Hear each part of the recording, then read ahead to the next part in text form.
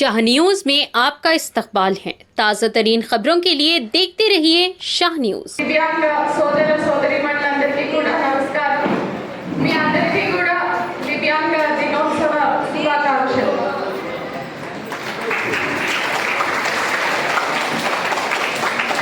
ఈ రోజు ఈ కార్యక్రమంలో పాల్గొనడం నాకు చాలా సంతోషంగా ఉంది।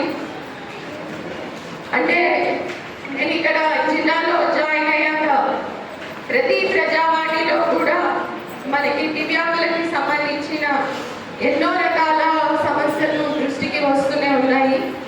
అదేవిధంగా ప్రజావాణిలో చాలామంది వచ్చి పెన్షన్లు కానివ్వండి, లేకపోతే ఇల్లు కానివ్వండి, ఉద్యోగాలు కానివ్వండి, తర్వాత ఈ ట్రైసైకిల్స్ కానీ, బ్యాటరీ వెహికల్స్ కానీ, ఇలాగా రకరకాల అంశాల మీద వచ్చి మనకి రిప్రజెంటేషన్స్ దరఖాస్తులు ఇవ్వడం జరుగుతూనే ఉంది।